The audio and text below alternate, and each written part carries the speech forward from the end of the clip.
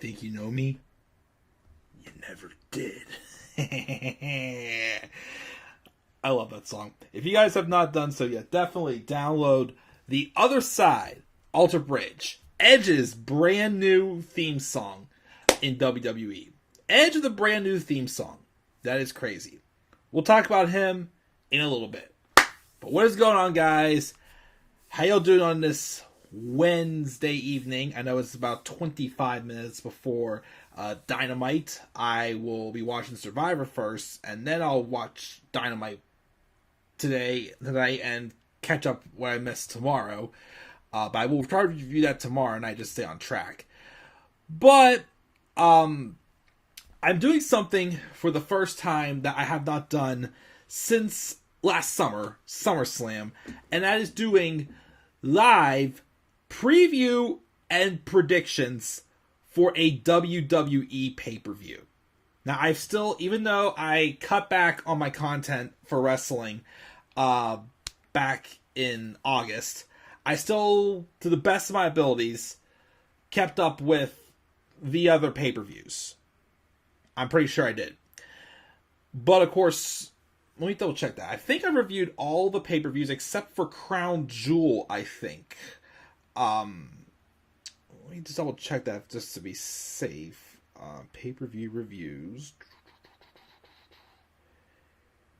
Yes, I have. I have reviewed every single pay-per-view for WWE still, except for Crown Jewel. But I thought since it's WrestleMania season, whether the show is going to suck or it's going to be awesome, we'll get to that in a moment. I still thought I would review it. I mean, do preview predictions for it. And of course, because I want to use my brand new Blue Yeti microphone that I keep praising, that I definitely have really enjoyed since I got it just a little over a week ago. It was supposed to arrive today, but it arrived a week and a half early. But yes, we're going to do it, guys. What's going on? Once again, this is the Club of the Man 1993, and we are live from my WWE Wrestlemania 38, the most stupendous WrestleMania of all, two-night special of all time, whatever the heck the catchphrase is. I don't care. Preview and predictions is going to take place this coming weekend, Saturday, April 2nd, 2022, and Sunday, April 23rd, 2022, at AT&T Stadium in Dallas, Texas. The same location as WrestleMania 32. I'm pretty sure it is not going to be breaking the WrestleMania attendance record like it did, even though they're probably going to lie about that, the attendance numbers again next. But I'm pretty sure it's going to be a pretty packed house. Of course, this is the first WrestleMania post-pandemic era or whatnot. Last year, we did have a crowd for WrestleMania 37. We also had a rain delay, I remember, last year, which I was bummed about at first, but we still got the night in. But it was still with limited fans. But this year, I think there's no limit on fans as far as I know.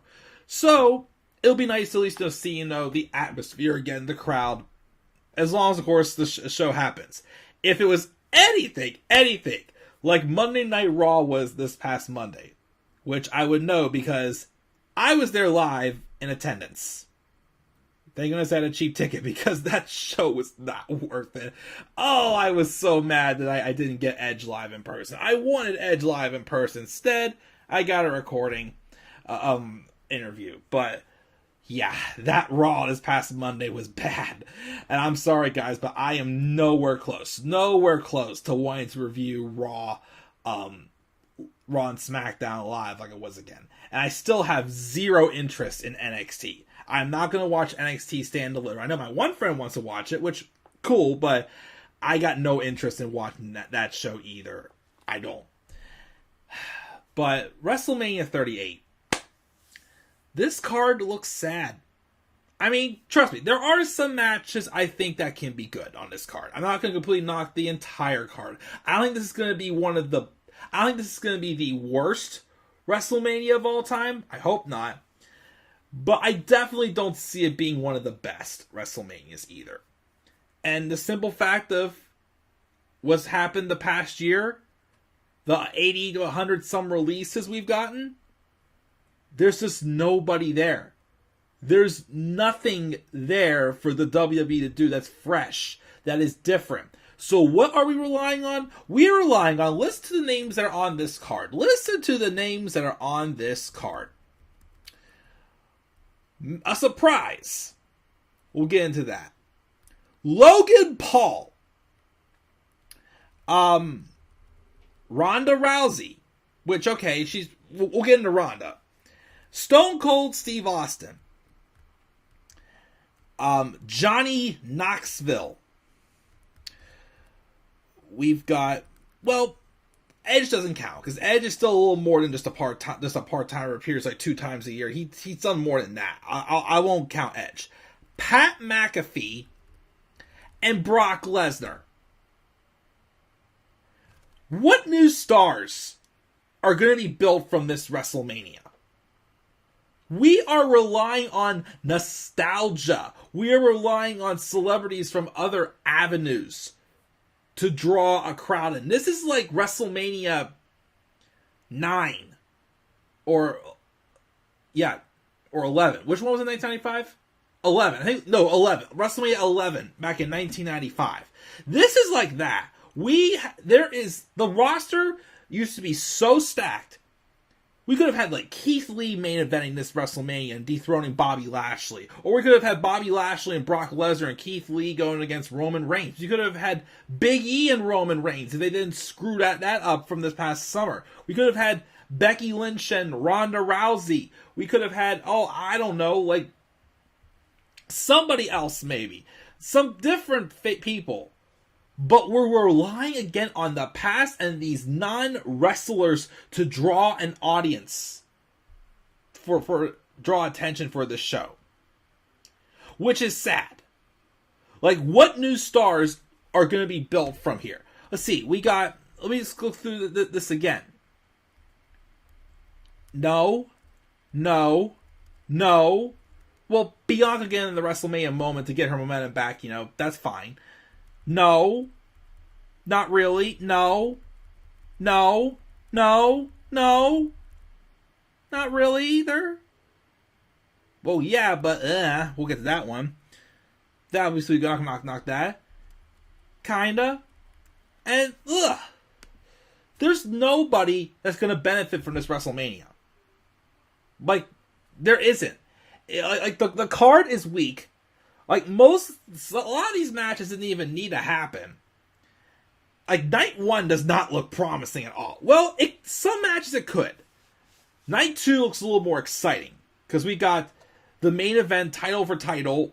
Still gonna knock that match a little bit. And of course we got the match I'm excited about the most, Edge and AJ Styles. We could see a possible return of a certain electrifying one. But on night 1, we could see the return of a certain American Nightmare as well. We'll talk about that in a little bit. So, I'm going into WrestleMania with low expectations. I don't get my hopes up on this WrestleMania. I cannot feel confident that things I would like to happen will happen. I don't know. Like I said, this is probably one of the least excited I've been for WrestleMania ever. Like WrestleMania 30, from when I first started watching, WrestleMania 30, probably the most excited for. 31, the build was weak, but it delivered. 32, that disappointed. There was some stuff I was excited for that just was a big letdown on that show. 33? Okay. 34 had some stuff I look forward to that delivered. 35, of course, I'm excited about that because that's when I went to.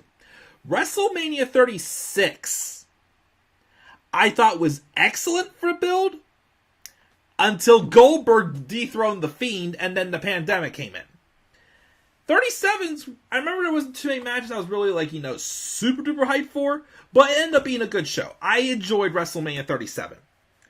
38 though? I don't know.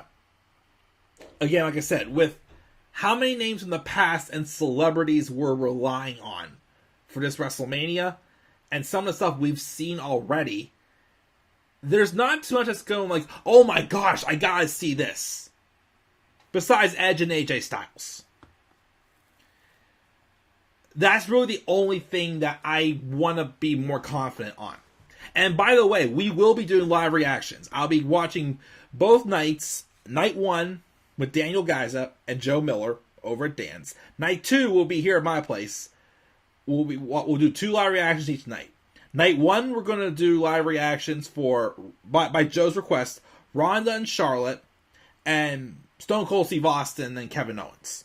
Night 2, we're going to definitely do Edge and AJ, and Brock and Roman. Now, though, I think it's time we actually get talking about this. We're 12 minutes and we haven't actually talked about a single match yet. But let's check the live chat, and I hope this live chat goes well. WrestleMania 35's preview predictions, as you remember, were pretty nasty because I didn't have too many friendly people in that live chat. But I think this one should be okay. We've got Mark in the live chat. It's been a while, Mark. I'm pretty good. How about yourself? What are your thoughts on the United States and Intercontinental Champions not having a match at WrestleMania? Yeah, let's address that. That's another problem with WrestleMania. Your 2 mid-card champions don't even have a match. Finn Balor doesn't have a match. Ricochet does not have a match, and he's losing all of his matches. So why even have them being champions? You could have done Finn Balor and Damian Priest, the rematch. Remember their match at TakeOver in your house in 2020? Phenomenal match. That could have been a good sleeper for WrestleMania. But nope. You know where Finn Balor was this past week on Raw? And again, I know because I was there. He wrestled in the main event against Apollo Crews. Ricochet, meanwhile, has done nothing but lose this guy's Intercontinental title. I don't know who he would have faced because there's nobody possibly he could wrestle. I mean, he could have probably wrestled Sami Zayn in a rematch maybe, but no, Sami Zayn has to do another comedy skit with another non-wrestler. But yes, that is ridiculous that they don't have not just one, but both of their mid-card champions don't even have a match on this show. Again, I get you can't have everybody on the show, but there's no excuse to leave a champion off the show. I find that absolutely ridiculous. 2 of these matches could have been on SmackDown. Let me know which ones you think those are, Mark. And please don't bring that stupid Stardust gimmick back. We're going to talk about that as well when we get to that match. But let's get rolling and let's talk about WrestleMania 38. And once again, don't expect these preview predictions for WWE pay-per-views that often. I'm only doing this one because it's WrestleMania. So let's roll in and see what we got here. And thank you again, Mark, as always, for your comments. And also, if you have not done so, you think you know me? Ha ha ha ha. You never did. Love that song for Edge. We'll talk about him in a little bit, though. Let's roll into night 1. Numero uno. I believe night 1 has, let me see here, has 1, 2, 3, 4, 5, 6, 7. Yeah, 8 matches. There's 15 matches in total. 8's going to be on night 1, 7's going to be on night 2, which, okay, have some of the better matches get a little bit more time, which I'm totally cool with. They'll probably keep them by 3.5 hours. Although a lot of people have been saying, okay, take some of these matches out that are not even necessary and put them all on night 1. Like 7 or 8 matches, I think could have been the case. But let's roll in and talk about the show, the matches we are getting. And as always, I'm predicting them in order of how they think they will happen. Match number 1 is a match that I do agree with Mark. Well, Mark's saying there's some of these matches that could just happen on SmackDown or whatnot. But I am going to talk about this one. He's saying the 2 matches he thinks should happen on SmackDown. Drew McIntyre and Happy Corbin and Kofi Kingston and Xavier Woods versus Sheamus and Ridge Holland.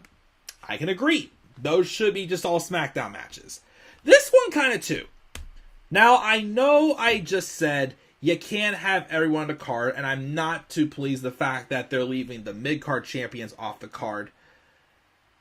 But the tag team divisions are just so dead. Heck, all divisions are pretty much dead, pretty much. But literally, this is literally the only tag team left for the Usos to fight. The Usos and the team of Shinsuke Nakamura and Rick Boogs. Now, I won't lie. The team of Rick Boogs and Shinsuke Nakamura isn't interesting. I just don't see them being the ones to dethrone the Usos. Quite frankly, I don't know who's going to dethrone the Usos, because... And here's the thing, too. The Usos are supposed to be Roman Reigns' lackeys. They are the ones that basically are doing his dirty work. No offense. Is it just me, or besides pay-per-views, like normal champions, I feel like the Usos are always losing. They're always losing. So, why does that make them credible in the bloodline of Roman Reigns? When they always get their butts kicked. Like, no offense, if I was Roman Reigns, I'd be cutting them loose. If they can't get the job done, like how many times are they can't get the job done that Roman has to come in and clean up their mess? Is he still going to keep, giving them the chance after chance after chance? Quite frankly, though, I just don't think Nakamura and Boogs are, I like them, but I don't think they're that big of a deal that they can dethrone the Usos. So, this will be decent, I'd say, but I think the Usos are going to retain. Especially if Roman is going to be coming out of this, most likely a double champ, why have the bloodline lose some of their gold? You know what I mean? It's just like how I kind of felt over, although it was a classic of a match, that's how I felt about the Young Bucks dropping the tag titles to the Lucha Bros. It's like, okay, good match, and I'm fine with the Lucha Bros being champions, but on a night where Kenny Omega still retained the title and Adam Cole debuted, why would you have the Young Bucks drop the tag titles? Bringing Adam Cole, you want to look like the Elite even more dangerous than they were before. So, even though they'll probably still lose all the matches except for championship matches, this is one of the few I'm going to predict them retain the titles. I have the Usos retain the tag titles over Nakamura and Boogs. Honestly, though, this could be a pre-show match, or I feel like this is another match that could have been left off the card. So, sorry, but that's my thoughts on that. Alright, this will be a big topic of discussion. Match number 2. It's Seth freaking Rollins versus an opponent of Mr. McMahon's choosing. Now, of course, I have done Twitter polls. I did a YouTube poll. The majority is still what I think is going to happen. It's still something where I don't want to believe it until I see it. But I'm coming a little more confident it's going to happen. Although, I am also a little bit worried also. So let's cut to the chase and who everybody thinks it's going to be. Most of the majority thinks it's going to be, and a lot of people want it to be, Cody Rhodes. And apparently, if it is him, he's bringing in the American Nightmare gimmick. I already gave you guys my thoughts on Cody Rhodes if he would go back to WWE at this point. I still am trying to swallow it. I just still don't think it's the right time. I mean, yes, granted, it's been 6 years. He was released shortly after WrestleMania 32, which is in Dallas, and he's gonna be coming. And he looks to be coming back WrestleMania 38 in Dallas. I don't know. It's still just, to me, it just still feels like a slap in the face at this point to have Cody Rhodes go back to WWE at this time.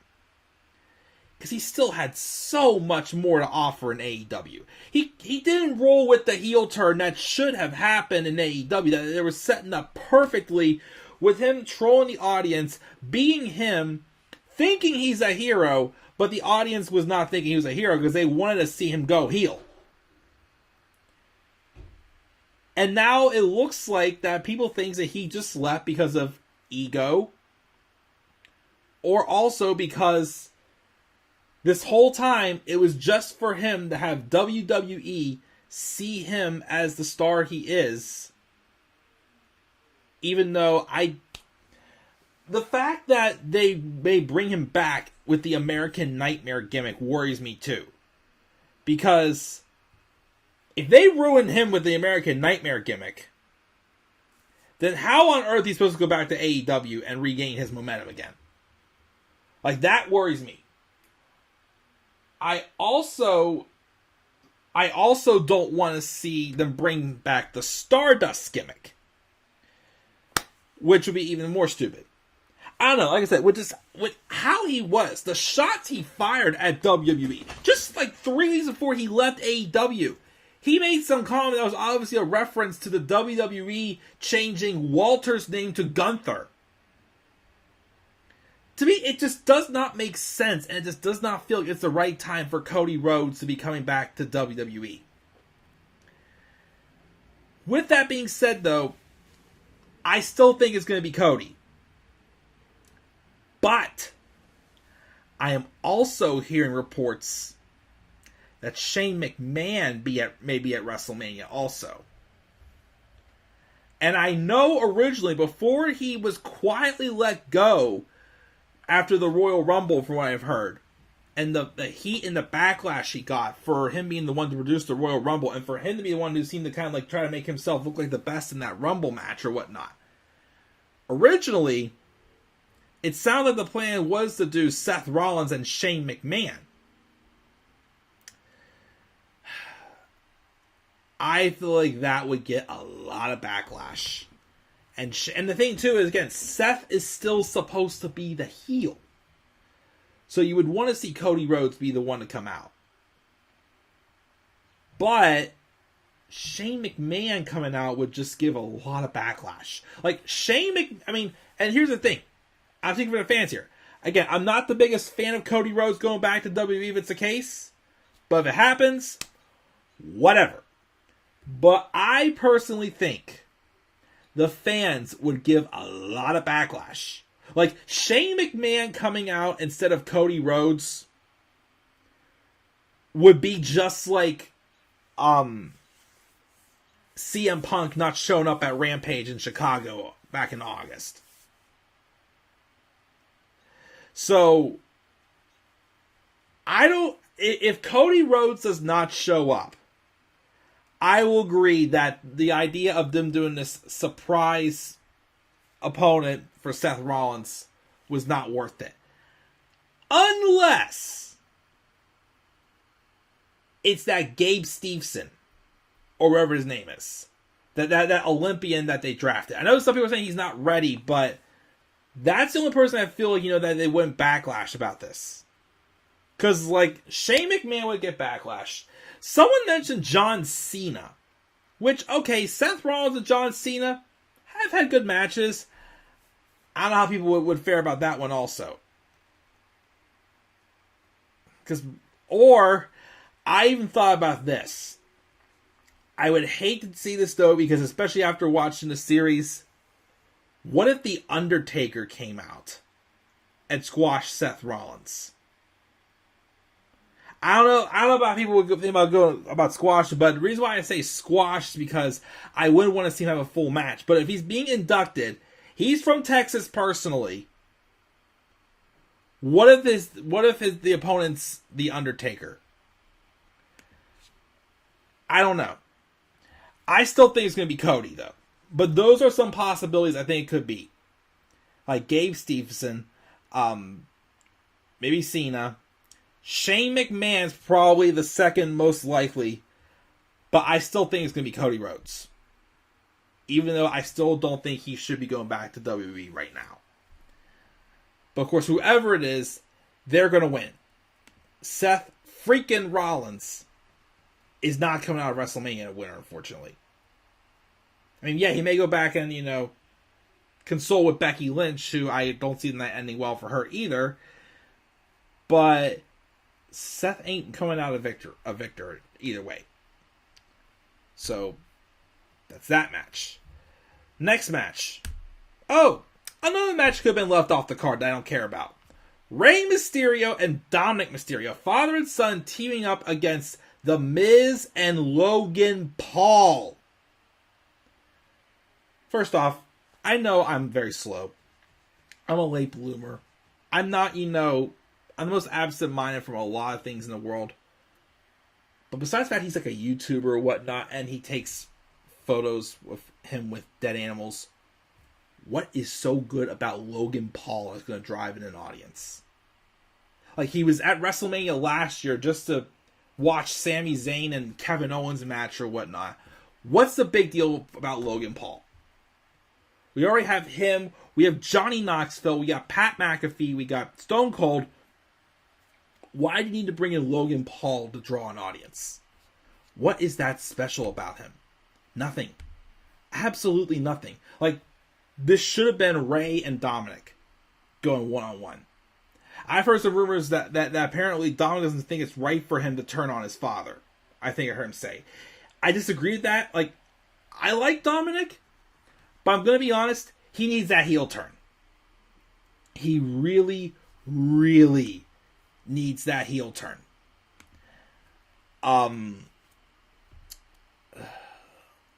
But I also wonder if maybe you're going to keep him a babyface, and eventually Dominic could be the one who retires his father.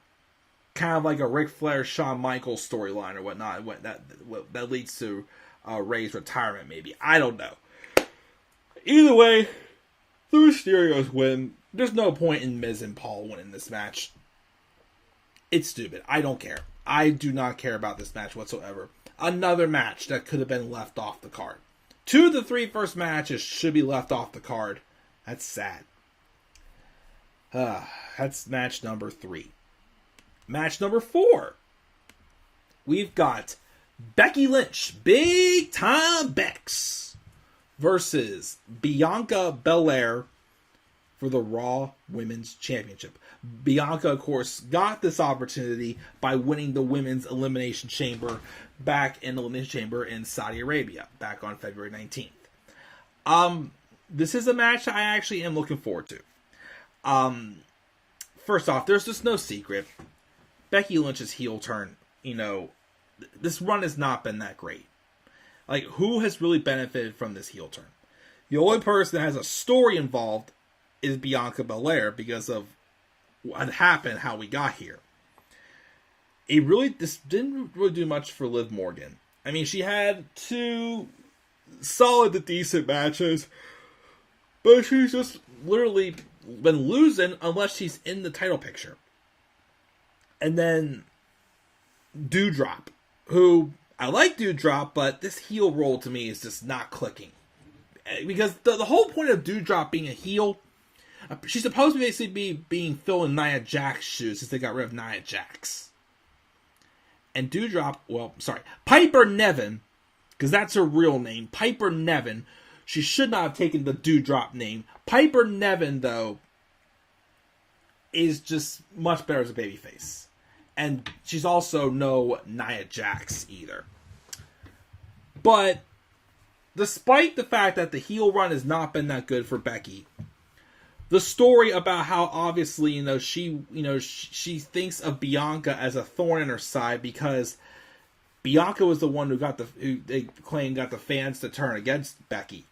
Because Becky came back and, it was her fault, but she was a part of the WWE screwing over Bianca Belair and costing Bianca her momentum. So, this promo where it's like, the fans turned on Becky. Yeah, now it's kind of that time because, even though it wasn't fair to Becky, it's true.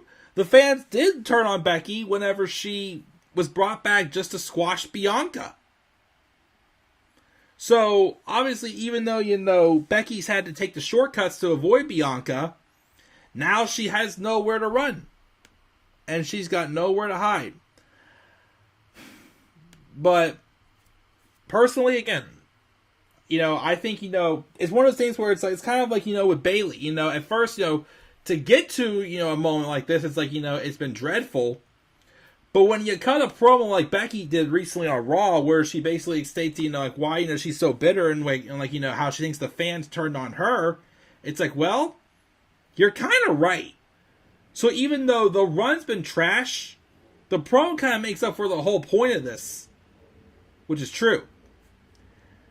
I do think, though, that obviously the best thing to do here is to put the title back on Bianca. I think Bianca should come away with the victory here.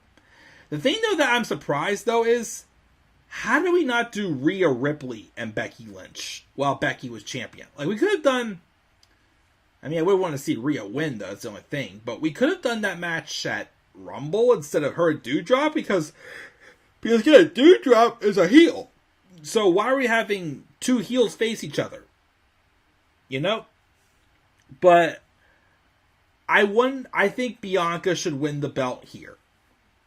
Maybe this will have, I mean, I'm not sure if she will because Bianca just cut her hair after Becky tried to cut Bianca's hair on Raw this past week. But I say just put the belt on Bianca. Put the belt on Bianca. Make Becky a babyface again. She is just a natural babyface. And like I said, the crowd turning on her, that's a good way to, tell the story. But again, Becky's just meant to be a babyface. She's too cool to boo.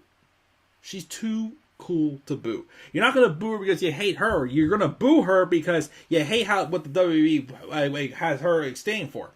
And that was her just setting a nightmare to Bianca Belair. But I think Bianca's going to come out of WrestleMania with the Raw Women's title and be a 2-time Women's Champion. And have 2 straight back-to-back WrestleMania moments. So that's what I'm hoping for. Alright, let's get through a few garbage matches that shouldn't be on this card. Drew McIntyre versus Happy Corbin.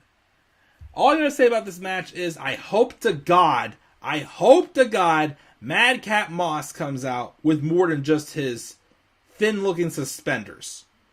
Those give me the creeps. Like I said before, my mother even saw a video clip while I was watching like SmackDown or something one night, and she saw Madcap Moss, and I even told her, I'm like, he's wearing more clothes. I mean, she actually agreed. My own mother agreed. But this match is a waste. Like, okay, yeah, they had to get Drew McIntyre on the card. Yes, I get it. I would want to see Drew on the card too. But we've seen McIntyre and Corbin wrestle how many stinking times, and they've never been WrestleMania worthy one-on-one. Like, this was almost as bad as Baron Corbin and Elias from WrestleMania 36. Well, okay, not quite as bad because Drew McIntyre is actually, more of a star than Elias. But Drew McIntyre wins this. It'd be stupid to give Corbin a win because Corbin's undefeated as Happy Corbin. Yeah, get rid of this Happy Corbin gimmick. Just let him be Baron Corbin again. Make him be the Lone Wolf. Or just have him as Bum Corbin. Have him lose and go back to being Bum Corbin. Bum Corbin was probably the most unique Baron Corbin was since the Lone Wolf. But, yeah. Garbage match, piss break, I don't care. And this match, too, don't care much about. New Day's Kofi Kingston and King Xavier Woods versus a team of Sheamus and Ridge Holland. And, of course, in the corner for Sheamus and Ridge is Butch. Not Pete Dunne, Butch. I've already said my piece about Pete Dunne getting the name change. Originally, this was supposed to be all a 6-man tag with Big E, Kofi, and Xavier versus Sheamus, Ridge, and Pete. But because Ridge accidentally broke Big E's neck, this is just a 2-on-2 tag match. I mean, honestly, again, this is another match that should be taking place on SmackDown. Like Mark said, I definitely agree. This should be just on SmackDown. I actually think things give the heels a victory. Again, I still, do a little interest in this duo with Sheamus and Ridge. I mean, of course, if they would call him by his actual name, a stable with, Sheamus Ridge Holland and Pete Dunne actually could be pretty good if they, of course, would have Pete Dunne just be him and not some chump who looks like Grover Dill. But I'm going to give the heels a victory here. Like, New Day don't need this victory. They don't. Sheamus and Ridge win this match, but again, should be on SmackDown. Alright, let's talk about this one. Oh boy, oh boy, oh boy, oh boy. Charlotte Flair defending her SmackDown Women's Champion against the baddest woman on the planet, Rowdy Ronda Rousey.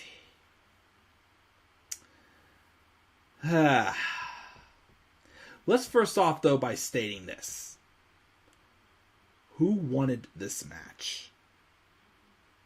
Like, again, Ronda Rousey returning after a 3-year absence. A woman who doesn't like to lose. Who does not take failure well.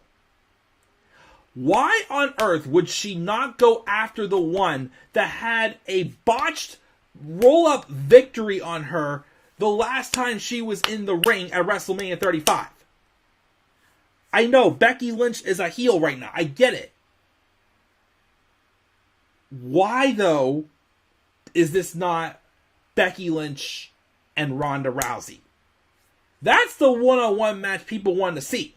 Like I said, the two big headlining matches that were built coming out of Rumble, Ronda and Charlotte, Roman and Brock. Who wanted to see those? Like I said, like other than Edge and AJ Styles, this WrestleMania literally has nothing else that the fans were begging to see. And here's the other problem with this match too. Yes, they had an excellent match at Survivor Series. Back in 2018 it was. But, one, this has got to be, not including her short reigns, of course. As far as like a long reign, though, this has got to be either the weakest or one of the weakest title reigns Charlotte Flair has had.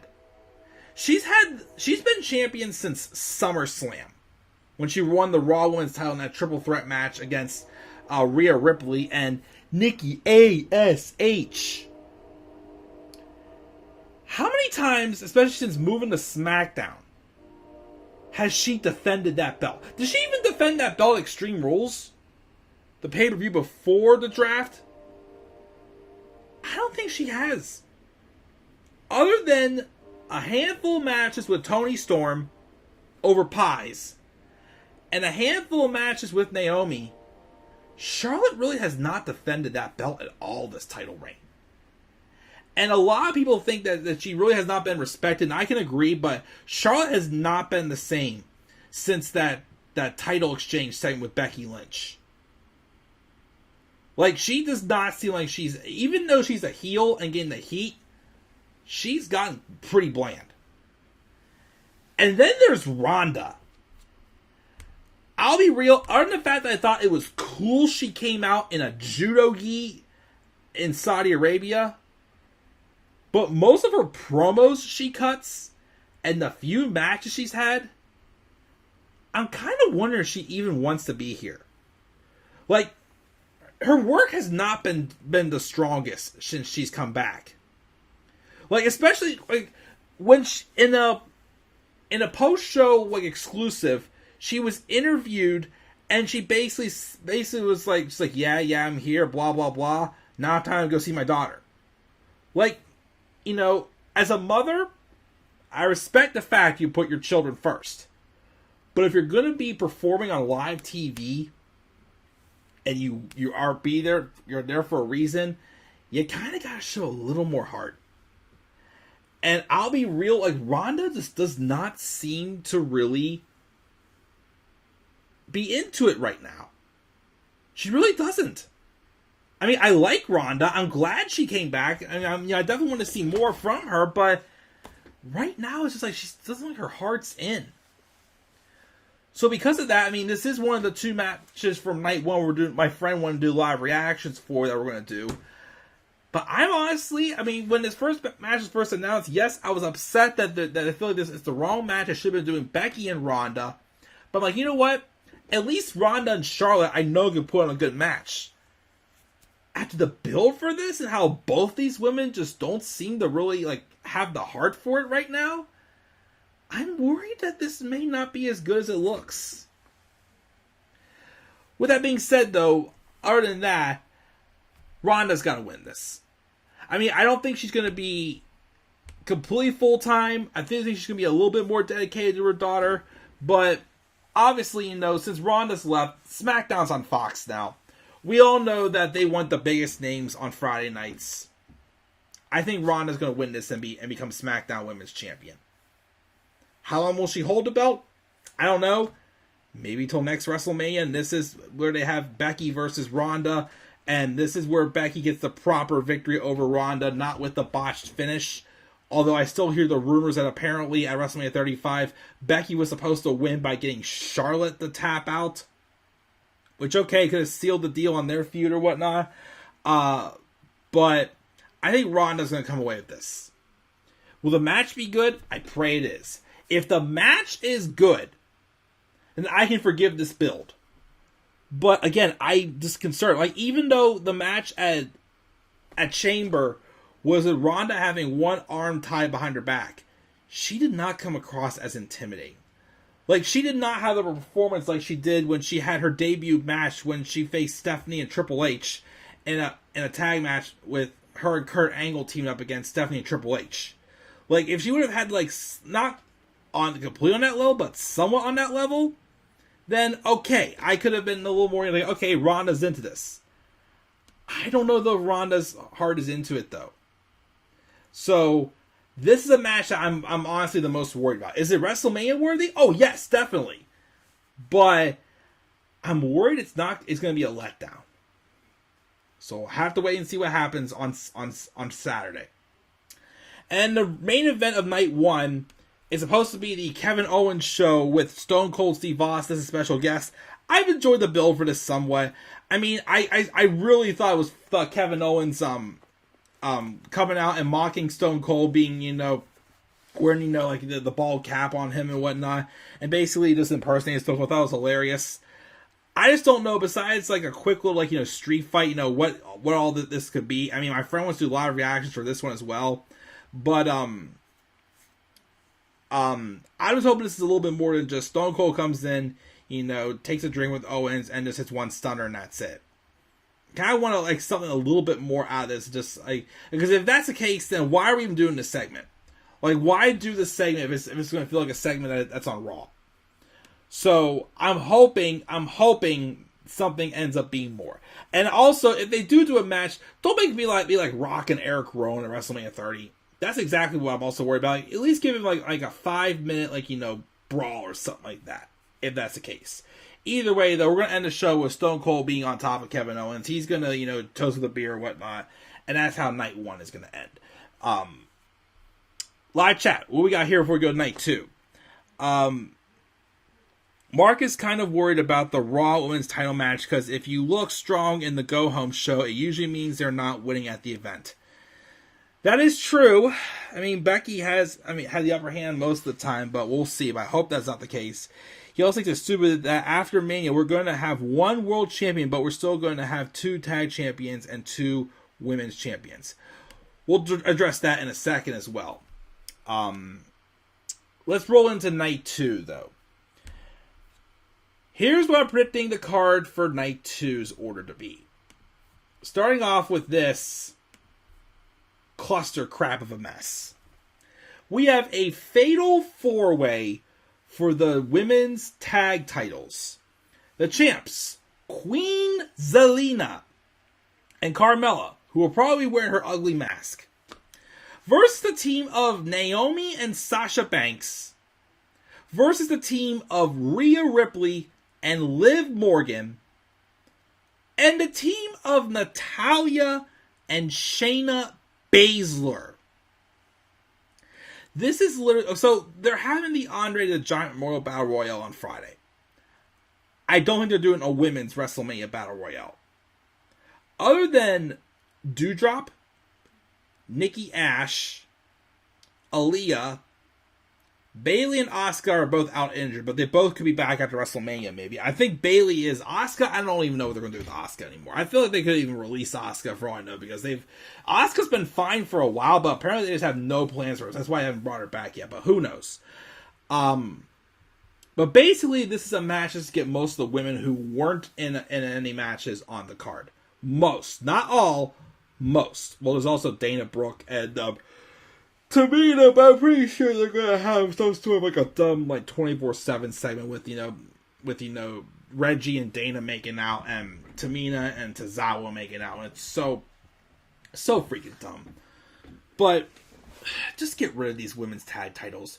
There's no division. Like, again, if they had just one women's tag title between the main roster and NXT, okay. But there is no depth, no established tag teams. This is just 4 teams thrown together for no reason. Literally, for no reason. Like, okay, Sasha and Naomi, maybe because they used to be Team Bad members. When they were Team Bad with Tamina, that one, maybe I can slide. But the other problem is here, too. Naomi was in the midst of a feud with Sonya Deville since SummerSlam. And they just dropped the ball on that for no reason after Chamber. So you're saying we went September, October, November, December, January, February. 6 months. 6 months of the same crap with Naomi and Sonya. Just to never, ever get an answer as to why Sonya Deville does not like Naomi. We just dropped that feud and didn't complete it. So what's the point of it? So yeah, but I don't care about this match. Again, yes, I like these women. All these women are talented. Don't get me wrong. It's not their fault, but it's just that this is just a random match. Just a random match of just a bunch of, random teams that literally have no story behind them even being a team thrown together. As far as who wins, I guess they're going to go with Sasha and Naomi. I can either see Sasha and Naomi winning, if not Rhea and Liv winning. Because obviously, they, even though she lost all her matches, they still are giving Liv some type of a push. But I think it's going to be Sasha and Naomi. And maybe they'll pick back up with the Naomi and Sonya feud. I don't know. But I can't believe we went 6 months of the same crap for how many weeks since SummerSlam just to not get an answer as to why Sonya Deville does not like Naomi. Which is just a waste of time to me. Waste of time. Pitiful guesses. Goodness. Goodness. Moving on now, what's the next match we got here? Oh yeah, we got this one now. Sami Zayn and Johnny Knoxville. Why? I mean, yes, I know there's people who are fans of Jackass. I never really watched Jackass, so I don't really know much at all. Is anybody else getting tired of this heel Sami Zayn character? I love Sami Zayn. Okay? And yes, him turning heel in 2017 was fresh. It was something different. He's had his moments where I'm like, okay, he's a good heel. He's had his moments where it's like, God, I can't stand him. But it's going on almost 5 years. 5 years of Sami Zayn being a heel. Sami Zayn, to me, the best Sami Zayn had was when he was a freaking babyface in NXT. This should not be the majority of Sami Zayn's career. I mean, okay, I've heard rumors, Sami and Kevin should have both been gone back in January. Kevin chose to resign. Okay, Sami signed. Okay, I've heard Sami, his body's worn down. Yes, he's had his share of injuries, so he's basically just sticking to more being just a character gimmick. Whatever. But still, Sami Zayn's legacy, to me, is not meant to be a villainous, loudmouth who gets his butt kicked every single week. Sami Zayn, even if he would not have been booked that way, should have been the next Daniel Bryan. The next ultimate underdog babyface, like he was in in NXT, that's what he should have been. Like, yes, if you want to make him a heel, fine. But you want his majority, I feel, to still be him as that babyface. I was hoping they were going that route when he won that Battle Royale and became #1 contender for the Universal title, but instead he got squashed by Roman in like 2 seconds. So now, it's one thing to keep him around as like a character gimmick. But it's one thing to always have him be involved with celebrities, and I'm getting sick of it. Like last year. Last year, he had that documentary. He had this big man crush on Logan Paul. And he invited Logan Paul to come to WrestleMania to watch his match with Kevin Owens. Now he's basically, being, a jobber to Johnny Knoxville. Like, why? Like, I'm just... Another match that doesn't need to happen. Let's go through so far. Which matches so far have we said I'm okay with there? Seth Rollins and his mystery opponent, yes. Bianca Belair and Becky Lynch, yes. Charlotte and Ronda. I'll give the Kevin Owens and Stone Cold segment. That's 4 matches so far, and we've done this. This is number 10. 4 matches, and half of them, to me, should not even be on this card. So, I know Johnny Knoxville's winning this, and it's like an anything goes match. So they're probably going to do some type of like very weird crap or whatnot. I don't know, and I really don't care. If you pull off a Bad Bunny like last year, maybe I'll actually turn around and say, hey, this wasn't too bad. But I'm just sick of these celebrity matches, and I'm sick of Sami Zayn always being the one throwing the job to celebrities. How does that make him look good? Like, how could you possibly, after his NXT run, have a guy who literally can be the purebred underdog babyface? You've made the majority of his main roster run him as a heel. As a loudmouth heel that just gets thrown around all the time like he's another Enzo Amore. I'm just tired of him, of his heel run. I'm just tired of it. Johnny Knoxville takes the cake on this. This next match actually isn't going to be too bad. It's actually a match I still don't know who the heck is going to pick to win. We've got RK Bros, Randy Orton, and Matt Riddle taking on Angelo Dawkins and Montez Ford, the Street Profits, versus Alpha Academy's Chad Gable and Otis in a triple threat match for the Raw Tag Team Championships. I really don't know who to pick to win this. Because you got RK Bro, that if they were going to split them up, should have done it by now going to WrestleMania. But now that you're keeping them together, it feels like you should keep the belts on them. Because if they take the belts off of them, then why keep them together? You know? Like maybe later on this summer, split them up and have them have a match at SummerSlam, maybe, I don't know. But all 3 of these teams have reasons to win the belts. You got RK Bro. You got Alpha Academy, who had a brief good run with the Raw Tag titles. You know, the segments they put on, the Spelling Bee, the Quiz Bowl, all that stuff, actually was pretty entertaining when I watched them. So they could win them. Then there's the Street Profits, though. The Street Profits have been seemingly teasing being a heel. Because, I know Orton got injured in that match they had on Raw a few weeks ago, that they kind of pushed Orton's foot off the rope or whatnot. Which I thought that's when they were starting to go heel. They had the segment where they challenged RK Bro for the tag titles because they had beaten them the week before that other triple threat that was on Raw with Gable, Alpha Academy, RK Bro, and Seth Rollins and Kevin Owens. They came out and challenged them. Basically, it kind of came across as more heelish. And this past Monday on Raw, for some reason, during the main event between RK Bro and the Usos, instead of Gable and Otis coming out to interfere with the match, Street Profits did. Which I'm for giving the Street Profits a shot as heels. I mean, I think they can be fine still as baby faces, but I'm open to giving them shots as heels. I think, though, because of the somewhat shift of character, I think I'm going to stick with the Street Profits. I think the Street Profits are going to win win the titles here. If not, I think it's going to be Street Profits winning this. If not, RK Bro retain or Alpha Academy win. I'm all for either one. I am all for them. But I think I'll stick with Street Profits winning the belts and going full heel and feud with RK Bro. That's what I'll go with there on that one. What is next? This next one. So, okay, the last one was, 5 matches now? Yeah, 5 matches to have on the card. This is not one of them. Bobby Lashley versus Omos.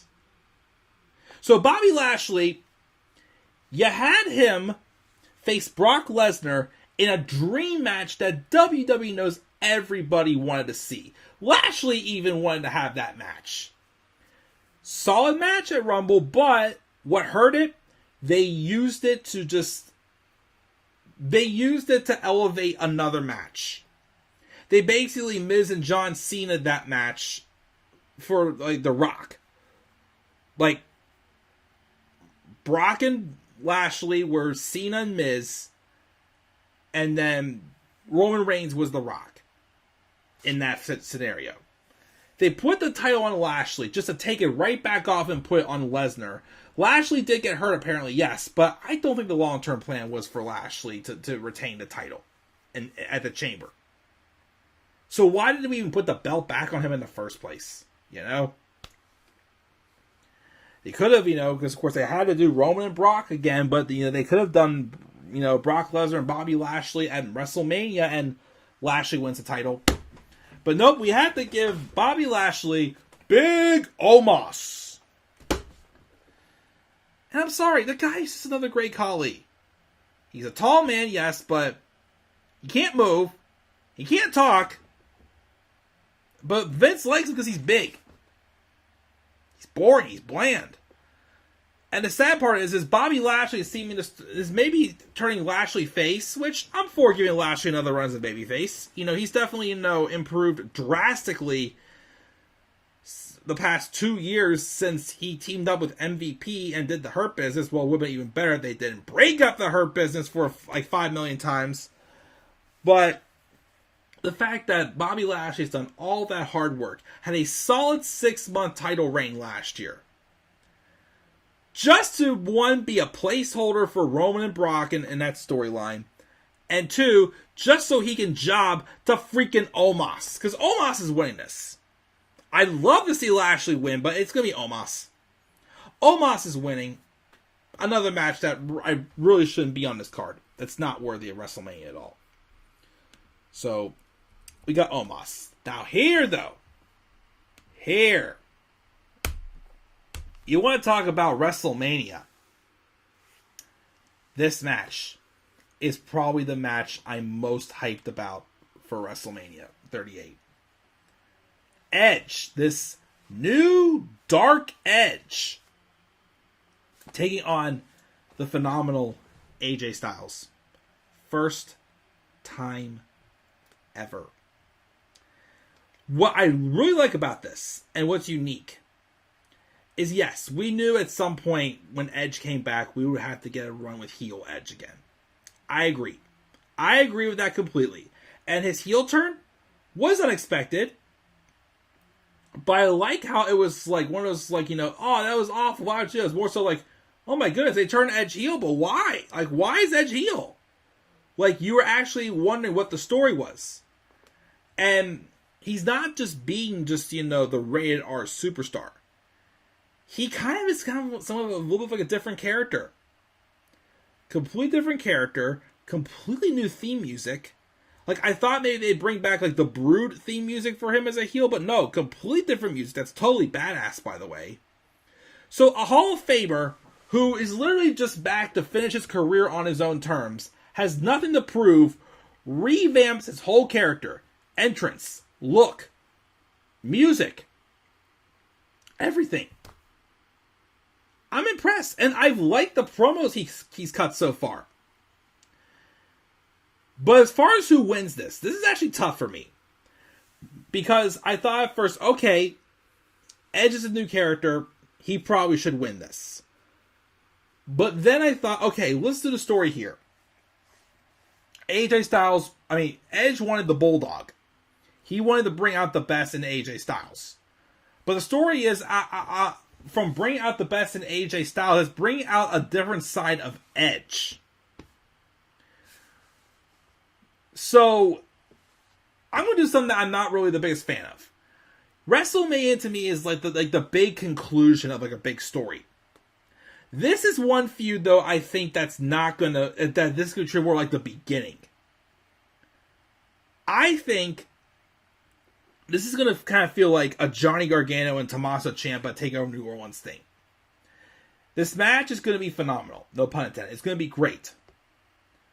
But I think AJ wins this. Tell the story of the fact that Edge did bring out the best in AJ.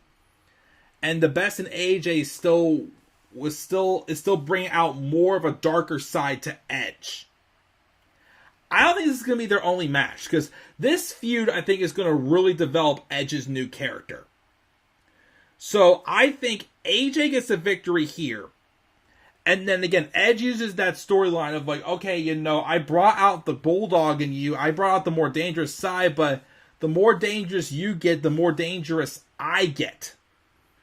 So what I think is going to happen is, let's say this. AJ wins here. He goes to WrestleMania Backlash and fights Roman Reigns. Edge costs him that match. I think in June we're doing Hell in a Cell. Have Hell in a Cell. Edge wins there. And then maybe have both of them be in Money in the Bank. I don't know. There's no one on the roster that I'm like dying to see win the briefcase. Maybe they'll have, both Edge and AJ in there and one to win the briefcase. And then conclude the feud at SummerSlam in a TLC match. What do you think of that? AJ wins here. That way, Edge's character, it still feels like, it's Edge's character is excellent. This new dark character, Mount, whatever heck they're calling it is, he's calling it. It's great, but it still feels like it's only been, a month? It's still kind of in the beginning stages of the character developing. So like I said, use the story of AJ Styles I may have brought out the Bulldog in AJ Styles, but AJ Styles, beating me at WrestleMania only made me more dangerous. And like I said, have Edge disappear after WrestleMania, return at WrestleMania Backlash to cost AJ the title, have a Hell in a Cell match at Hell in a Cell, and then of course there'll be 1-1 there. Go to Money in the Bank, have them both be in Money in the Bank, have one of them win it, have the blow-off match at SummerSlam for the Money in the Bank briefcase in a TLC match. I think it's a pretty good lineup for this. That's what I think. What do you guys think? I gotta tweet that out there. Edge and AJ Styles have 3 matches this year. Well, 4 counting Money in the Bank. They'd be this match 1-on-1. AJ fights Roman at WrestleMania Backlash, and Edge costs him. Hell in a Cell, where Edge would win. Have them go to Money in the Bank, and they're both in the ladder match. Have one of them win it, and then they fight for the Money in the Bank briefcase in a TLC match at SummerSlam. That actually could be a pretty darn good match. Oh boy. But yeah, that match I'm looking forward to. Definitely the match I'm the most excited for. Okay, 2 more matches. Pat McAfee and Austin Theory. So I will say this. I'll be honest. I'm still not the biggest Austin Theory fan. I really thought, he was bland when he was up on the main roster the first time. I wasn't really that into The Way when he was in NXT, although I do give credit because I did read an interview where Johnny Gargano said that him and Candice knew that, their time in NXT was running up. So, of course, before they left, they wanted to help people out like Indy Hartwell and Austin Theory. I get it. didn't really work out too well. I feel like I'm trying to shed off the fact that I only still, am not fully on Austin Theory's, on Austin Theory. I'm still not the biggest Austin Theory fan because he's only getting a push because Vince likes him. But if I take that away, I can be honest and say I feel like Theory has improved. He does not feel like a jobber who's getting thrown at him. He is getting victories, even if they are clean victories over champions. I'm pretty sure if they don't end the brand split, he'll probably be the one to dethrone Finn Balor for the U.S. title sometime after WrestleMania. I'm pretty sure this summer he's going to get a run with one of the mid-card titles. And Pat McAfee, remember, I did not like Pat McAfee at all. I couldn't stand him before he had his match against Adam Cole. But he had an excellent match with Adam Cole. And then he looked good also inside War Games. Here's the only problem with him having a match here with Austin Theory, though. It'll be his third wrestling match. And in his first two matches, he's done excellent. Again, yes, I know I'm tired of these celebrities, but the fact that Pat McAfee proved he can actually wrestle, I'm like, okay, screw the fact that he's a former football player. He can actually wrestle. Why is he wrestling 3 wrestling matches and he's going to lose all 3? At some point, give the guy a win. He actually is a decent wrestler. I actually thought he looked good in his match with Adam Cole. He looked great in the War Games match. But now he's going to lose to Austin Theory next. It's like, throw the guy a bone. Austin's coming out with the victory. This again, he's one of the Vince McMahon's guys. Austin's coming away with the victory in this. Austin Theory's winning this match. And then the main event, the title versus title unification match that isn't really a unification match because both USA and Fox need to have a championship. Brock Lesnar and Roman Reigns. The third time this has happened at WrestleMania, and the 8th, 9th, 10th, 12th, 50th, however many times it's happened. My feelings on this. Again, it's hard because I have actually enjoyed this run Brock Lesnar has had since coming back at SummerSlam. I like this new character. I like how he's been able to carry himself without Paul Heyman. He's actually cut some really good promos. The story, they've tried to make it interesting. But at the same time, again, I still have a bad taste of this because we've seen the match how many times. We've seen it how many times. And once again, I would have rather... Roman, because Roman's winning this match. It'd be stupid to not have Roman win this match. Roman's winning it. This time I'm fine with it. I'm fine with Roman being in this match. But if you're doing a title unification match, you should have given somebody else the rub. If you wanted to do Big E and Roman Reigns. If you didn't want to have Big E drop the belt. Or if you wanted to do Bobby Lashley and Roman Reigns. AJ Styles and Roman Reigns. Title unification match. Something different. Not Brock and Roman, because we all know that Vince is in love with this match. And that he's basically just will do it however many times he wants to. But please let this be it. But Roman's winning this. And hopefully The Rock shows up afterwards to start the build for WrestleMania 39. That's all I gotta really say about this match. I know they can have a good match. Just give me a good match. Because really the only match I've actually really liked between these two, just one-on-one, was just the WrestleMania 31 match. And again, outside of the fact that Seth Rollins cashed in, I still like the match. So, I'm running out of steam, so that's my thoughts on WrestleMania 38. Like I said, there's a few let's go through these matches again and tell me, and I'll say how many I would keep on the cards, how many I would take off the card. Usos and Nakamura, remove.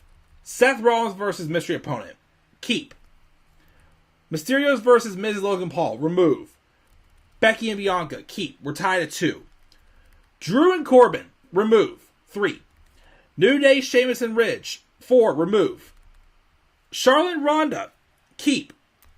Kevin Owens and Austin, keep. We're tied at 4. So, half and half on that one. Night 2, women's tag titles, remove. Zayn and Knoxville, remove. RK Bro, Street Profits, Alpha Academy, you can keep that one. Bobby Lashley and Omos, remove. Edge and AJ, keep that one. McAfee and Austin, remove. And Brock Lesnar and Roman Reigns, keep. So, half these matches on the card again are ones that don't even need to be on WrestleMania at all. So, we'll see how this goes on this weekend. But my expectations are definitely going to be low. Again, it just shows that WWE just has no new stars for this WrestleMania. Alright, well, I'm beat, and I want to go watch Survivor, but thank you guys for joining me live, Mark especially. Do you have any guesses on who could be the Bunny's opponent for the Owen Hart tournament? Well, I haven't watched AEW yet, so no spoilers, but it's probably going to be Ember Moon. I think it's going to be Athena. Either her, or Taya Valkyrie, or Toni Storm. That's my 3. It'd be awesome if it was Deonna Purrazzo, though. I would love to see Deonna. And I know she's champion elsewhere, but I would just love to see Deonna come to AEW for a brief run. We'll see. But I'd say Athena is my first pick. If that's the case, don't spoil it, because I'm going to go watch Survivor now, and then I'll probably, get the results and try to watch Dynamite partially tonight, if not finish it tomorrow, and review it tomorrow night. But of course, I will have live reactions that will come this weekend. Again, we're going to do Charlotte and Ronda, but based off of Joe's request, Charlotte and Ronda and the Stone Cold Steve Austin and Kevin Owens segment. And then Sunday we will do Edge and Styles and Roman and Brock. So 4 live reactions, and then at some point, probably Monday, maybe, not sure yet. At some point though, I will do the WrestleMania review as well. But I'm going to review both nights in one show. Not, split it up. I'm going to do both nights in one show. So let's see how this goes, guys. That's my predictions for WrestleMania 38. Again, my predictions are, if I go back to the beginning, Usos retain over Nakamura and Boogs. The mystery opponent beats Seth Rollins. Pretty sure it's going to be Cody Rhodes, but it could be Shane McMahon. Mysterios beat Miz and Logan Paul. Bianca Belair beats Becky Lynch. Drew McIntyre beats Happy Corbin. Sheamus and Ridge Holland beat The New Day. Ronda Rousey beats Charlotte. And Stone Cold Steve Austin leaves with Kevin Owens laying. Sasha and Naomi win the women's tag titles. Johnny Knoxville beats Sami Zayn. Street Profits win the Triple Threat Raw tag title match. Omos beats Lashley. AJ beats Edge. Austin Theory beats Pat McAfee. And Roman Reigns wins the main event. So guys, once again, leave your thoughts down in the comments section below, and be sure as always to slap a like on the video and subscribe for more content on my channel, and follow me on Twitter as well at DemandAirBoy93. Whatever the next video is, guys, probably most likely be the live reactions. Maybe I'll get some Seinfeld reviews in tomorrow, who knows. I'm definitely not going to be home though Friday or Saturday before WrestleMania, so if anything else happens, it'll be tomorrow night.